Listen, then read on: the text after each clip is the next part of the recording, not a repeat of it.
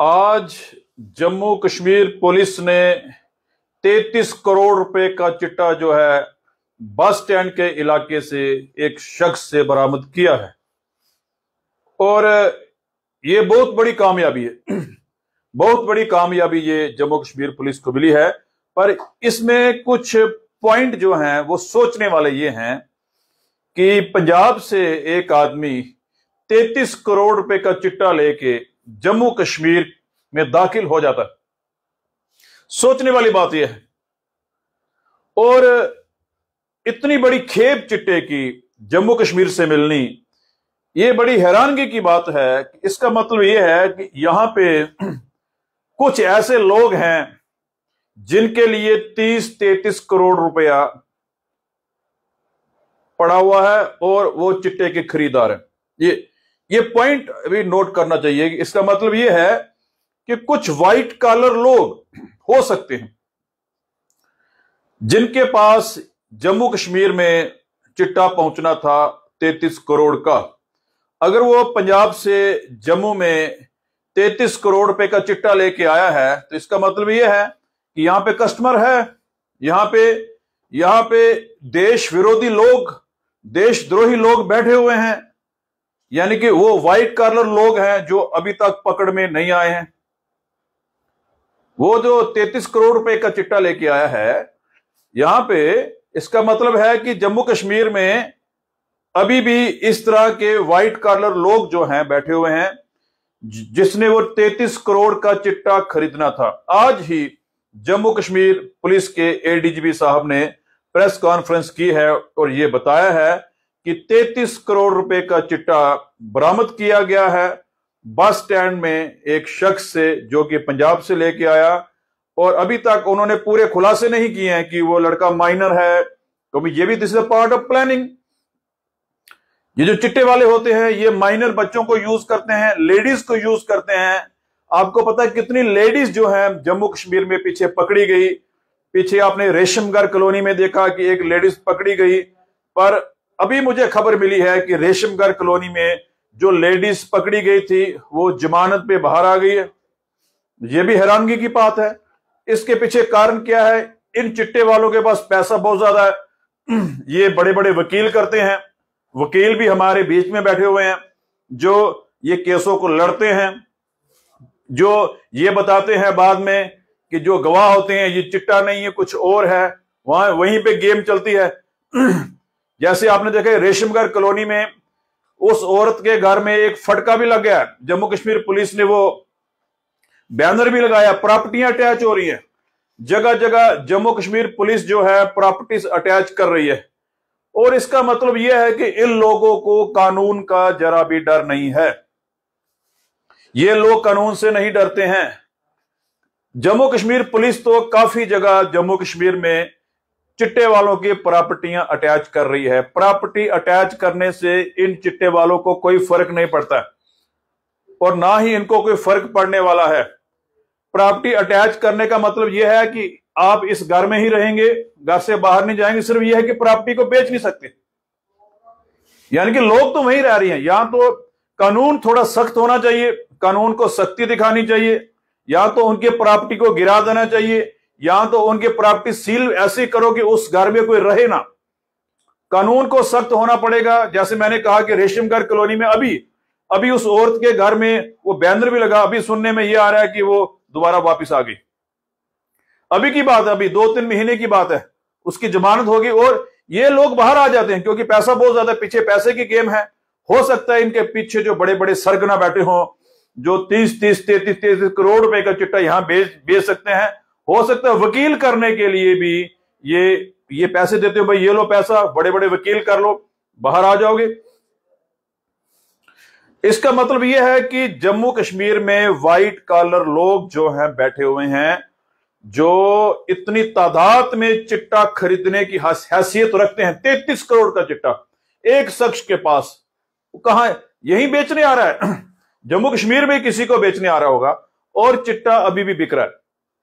यह नहीं है कि चिट्टा खत्म हो गया।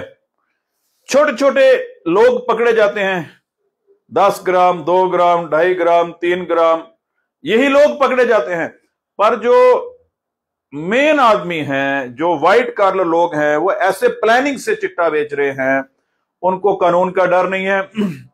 अभी देखो कोई जेल में गया है, 3-4 महीने के बाद वो छूट के आएगा, चाहे उसकी प्रॉपर्टी अटैच है, वो बाहर आके दोबारा चिट्टे का धंधा करना शुरू कर देता है, नई प्लानिंग से, नए तरीके से।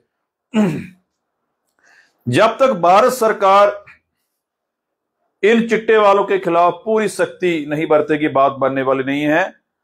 हमें बाहर के रूल, जिन कंट्रियों ने काफी सख्ती की हुई है, वहां से कुछ सीखना पड़ेगा, कुछ कानून सख्त करने पड़ेंगे।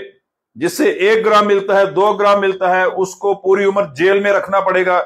नहीं तो ये चिट्टा जो है हमारे देश से खत्म होने वाला नहीं है। कानून ही ऐसा है, कानून ही लचरदार है, कानून ही इनको बाहर निकाल देता है। कानून ही, हमारे बीच में ही लोग बैठे हुए हैं, वही कह रहे हैं अगर किसी चिट्टा पकड़ा जाएगा, जैसे अभी रेशमगर कॉलोनी की, अभी मैं लेटेस्ट एक बात कर रहा हूं, लेडीज जो है बाहर आ गई, वहां मेरे को सुनने में यह आया कि वहां यह शो किया गया कि वो चिट्टा नहीं था जी, पाउडर था, ये था, वो था, वही गेम। और रेशमगर कॉलोनी में हम, हमारे चैनल ने कितनी स्टोरी चलाई, कितनी लेडीज ने ओपन होके कहा भाई हाँ हमारे जो बच्चे मरे हैं, क्योंकि 30-35 यंग यूथ जो है रेशमगर कॉलोनी में डेथ हो गई है। लेडीज रो भी रही थी जब हमने स्टोरी चलाई। तो आपने देखा कि कितनी जल्दी वो लेडीज बाहर आ गई और कितनी जल्दी हमारे कानून ने उस लेडीज को छोड़ दिया, जाओ बाहर जाओ। अब वो हो सकता है दोबारा धंधा शुरू कर दे चिट्टे का, क्योंकि पुराने लिंक्स तो होते ही हैं। कितनी देर, 10-12 साल के बाद वो लेडीज जो है वो रेशमगर कॉलोनी की, उसको यानी कि लोग, मतलब 12 साल के बाद 12 साल का चिट्टा बेच रही। मनी पावर, इसको बोलते हैं मनी पावर। मनी पावर अभी भी काम कर रही है। बड़े इलाकों में अभी भी कुछ लोग हैं जो पैसे को प्रणाम करते हैं, माथा टेकते हैं। कोई चिट्टा बेच रहा है, अगर उसके पास पैसा बहुत ज्यादा है तो उसको पकड़ना मुश्किल है। ज्यादातर औरतों को यूज किया जा रहा है, ज्यादातर औरतें इस धंधे में आ गई हैं। जब हम हमारी टीम बिश्नाह गई थी, बिश्नाह में आपने देखा कि कितने बच्चों को खंभों से बांधा था चिट्टे वालों को। एक गली में बच्चे, उस गली में, बिश्नाह में चोरली गांव था वहां पर, तो उस गली में कितने बच्चे चिट्टे लेने जा रहे थे, यानी कि 100-150 बंदे पकड़े थे लाइव कैमरे पे, जो यानी कि उस वहां चिट्टा लेने आ रहे थे। बाद में पुलिस ने उनको छोड़ दिया। और जो औरतें, जिस औरत के घर हम कैमरा लेके गए थे, जहां लोगों ने इल्जाम लगाया था, वहां पे लाइव देखा कि कैसे शराब के बड़े बड़े ड्रम उसके घर में पड़े हुए हैं, वो भी बाहर है, उसके ऊपर कोई केस नहीं। वो सुना है कि वो घर छोड़ के दूसरे कहीं और एरिया में काम कर रही है, चिट्टा बेच रही है। उसके पीछे क्या है पता है? अगर मेरे को पता है कि वो औरत अभी दूसरे इलाके में चिट्टा बेच रही है, तो क्या हमारी पुलिस को पता नहीं कि वो दूसरे इलाके में चिट्टा बेच रही है? औरतें चिट्टा बेच रही हैं। और कानून ही ऐसा है, पैसा है जी, सारी गेम है जी पैसे की। जहां इतनी मोटी गेम पैसे की हो, वहां पे चिट्टे को कंट्रोल करना बड़ा मुश्किल। लालच आ जाता है, निचले लेवल के जो सिपाही हैं वो बिक जाएंगे, जो आयु है वो बिक जाएगा, हो सकता है एसएचओ भी बिक जाए, क्योंकि इतने मोटा पैसा, 33 करोड़ का चिट्टा। और ये जो छोटे मोटे हमारे होलसेलर यहां पे बने हुए हैं, अभी मुझे एक बंदा फोन कर रहा था, भाई साहब बड़ी ब्राह्मणा में वहां पे बिक रहा है जी चिट्टा जी। अभी यानी कि पहले मैं थोड़ा एक्शन में था, जब मैंने देखा कि हमारा सिस्टम ही कुछ करप्ट है, सिस्टम ही बेईमान है, सिस्टम ही ऐसा है, बोलो तो सिस्टम वाले पीछे पड़ जाते हैं। नहीं नहीं बोलते क्यों हो, बोलना नहीं है जी, ऐसे नहीं बोलना। काफी जगह बिक रहा है चिट्टा, अभी भी बिक रहा है चिट्टा, अभी भी जम्मू कश्मीर में काफी है। ये तो 15 अगस्त जो करीब आने वाला है, मेरे ख्याल में उसकी वजह से थोड़ी सख्ती जो है पुलिस ने बढ़ाई हुई है। ये बहुत बड़ी कामयाबी है पुलिस की।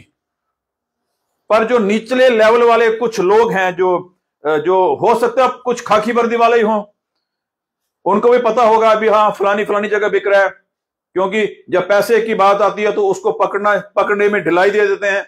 हो सकता है कोई मतलब आयु ऐसा मिल जाए जो मिले हो, जिसको मंथली पैसा जाता हो, वही बाद में जो रिपोर्ट बनाते हैं 1-2 महीने में चिट्टे वाले बाहर आ जाते हैं। जैसे रेशमगर कॉलोनी की मैं बात कर रहा हूं, वो औरत की बात कर रहा हूं, जैसे वो कितनी मुश्किल से 12-13 साल से लगातार एक कॉलोनी में और चिट्टा बेच रही थी। उन लोगों को पता था, सभी को पता था, कितने बच्चे मारे भी गए। और वहां पे लोग चिट्टा लेने आते। बिश्नाह की बात देख लो, बिश्नाह में लोगों ने तंग आके वहां पे फिर मुझे बुलाया, मैंने प्लानिंग, जो बड़ी प्लानिंग से वहां पे यानी कि वो लोगों ने प्रोटेस्ट किया, उसके घर भी गए, लाइव चलाया 2 घंटे में लाइव। एसएसपी जम्मू वहां भी गए, वहां पे उस जगह को हॉटस्पॉट भी घोषित कर दिया गया, हाँ भाई जगह हॉटस्पॉट है। पर नीचे वाले लेवल के लोग कहीं पर बिक जाते। सख्ती करनी पड़ेगी, कानून को सख्त होना पड़ेगा, भारत सरकार को इस पे ज्यादा सख्ती करनी पड़ेगी। ये ड्रग टेररिज्म, आपको पता है वो चिट्टा कहां से आया होगा? अभी जम्मू कश्मीर पुलिस के एडीजी साहब कह रहे थे कि वो चिट्टा बॉर्डर से आ रहा था, बॉर्डर से वो लेके आ रहा है, बॉर्डर से लेके आ रहा है वो जम्मू कश्मीर तक, जम्मू कश्मीर के अंदर तक वो चिट्टा पहुंच गया। 33 करोड़ का चिट्टा बॉर्डर से वो बंदा लेके आ रहा है, चाहे कोई किसी भी प्लानिंग से आ रहा है, आया तो है। वो इतनी बड़ी खेप जम्मू में 33 करोड़ की, ये तो चलो 15 अगस्त था, सख्ती ज्यादा है, तो उसकी वजह से हो सकता है कि ये बंदा पकड़ा गया हो। एक सरदार साहब मैंने देखा कल, वो भी नाके लगे, नाके इस टाइम काफी लगे हुए हैं, और ये जो नाके हैं ये कंटिन्यू लगातार जारी रहने चाहिए। हमने देखा कि सिर्फ 15 अगस्त तक नाके लगते हैं, 16 को नहीं लगेंगे, 16 अगस्त को, 17 अगस्त को या आगे भी नाके रहने चाहिए, क्योंकि हमारा जो अभी ये जम्मू कश्मीर का एरिया है, डिस्टर्ब एरिया है, मिलिटेंसी बहुत ज्यादा है, अभी मिलिटेंट हमले हो रहे हैं। हमारा फोकस सिर्फ 15 अगस्त तक है।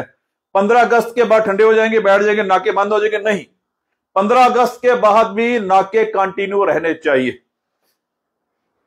क्या सिर्फ 15 अगस्त को ही हमला हो सकता है? क्या सिर्फ 15 अगस्त तक ही जो देश विरोधी ताकतें हैं, जो चिट्टे वाले हैं, ये मिलिटेंट हैं, वो रुक जाएंगे? 15 अगस्त को उन्होंने क्या बोला है कि हमने 15 अगस्त को ही हमला करना है, 16 अगस्त को नहीं करना, 17 को नहीं करना? हमले तो हो रहे हैं, हमले तो लगातार जारी हैं। क्यों हम सिर्फ एक दिन को ज्यादा फोकस देते हैं, 15 अगस्त या 26 जनवरी? ये 2 दिन को फोकस दिया हुआ है, बस इसी दिन नाके लगेंगे, इसी दिन हम सख्ती करेंगे, इसी दिन को सिर्फ हो सकता है। क्या सिर्फ 15 अगस्त को ही मिलिटेंटों ने हमला करना है, या 15 अगस्त को ज्यादा खतरा है? क्या 16 अगस्त को नहीं है, 17 को नहीं है, अगले यानी कि अभी ये हमले 15 अगस्त, क्योंकि अभी आप देखो मिलिटेंसी हमले लगातार जारी हैं, और लगातार हमें जो है जैसे 15 अगस्त तक सख्ती होती है, ये सख्ती कंटिन्यू होनी चाहिए, लगातार होनी चाहिए। या इस तरह की एक नई टीमें जो है सरकार को बनानी चाहिए। जिस तरह हमने देखा कि 15 अगस्त को सारी पुलिस जो है बिजी है, किसी को फोन करो बोलते हैं टाइम नहीं है जी, 15 अगस्त है, बिजी है, नाके लगे हुए हैं, सख्ती है। क्या सिर्फ 15 अगस्त को ही हमला होना है?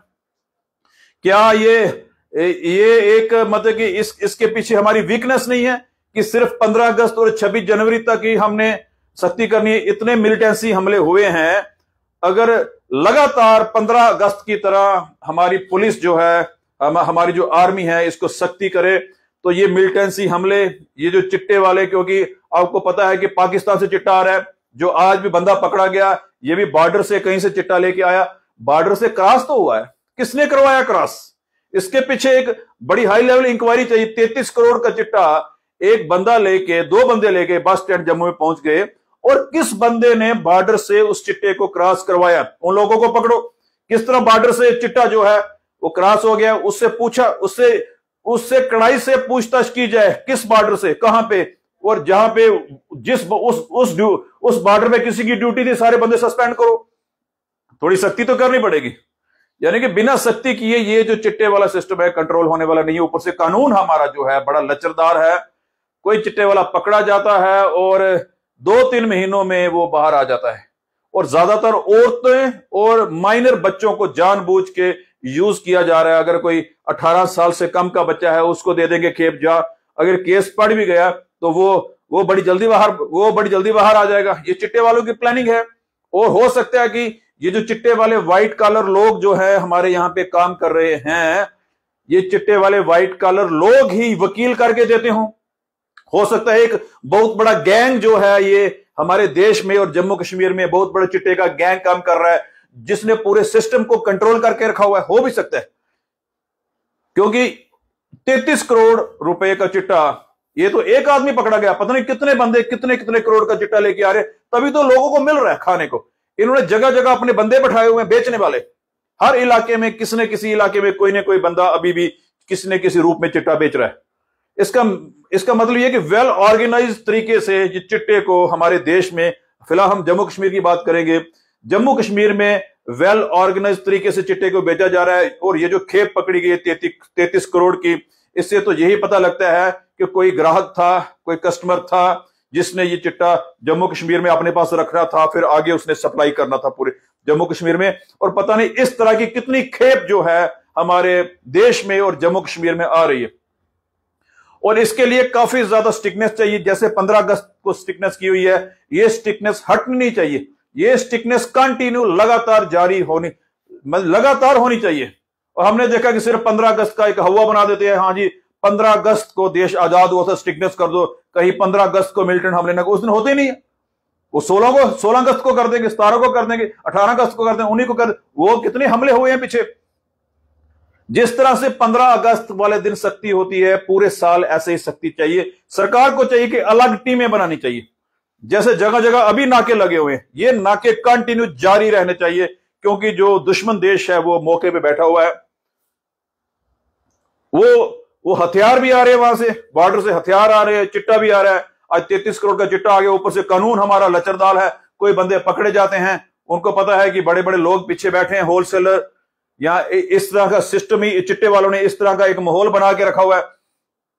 कुछ व्हाइट कॉलर लोग हैं, उनके पास पैसा बड़ा है, हो सकता है उन्होंने एक बहुत बड़े इतना बड़ा षड्यंत्र से जम्मू कश्मीर चिट्टा ये बेच रहे हैं, ये भी षड्यंत्र है बेचने का।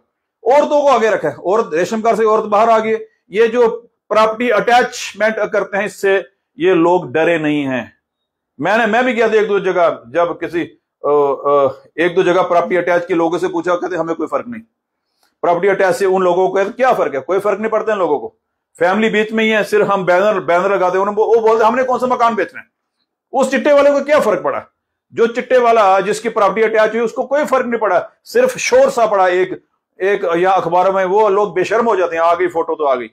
यानी कि और कानून सख्त होना पड़ेगा। इनके हाथ पांव जैसे कुछ देशों में हाथ ही काट देते हैं, कुछ इस तरह की पॉलिसी जो है अपनानी चाहिए, सख्त कानून जो है लागू करना चाहिए, तब जाके चिट्टा जो है ये कंट्रोल। कानून हमारा बड़ा लचरदार है, बड़ी जल्दी जो है बंदे चिट्टे वाले बाहर आ जाते हैं।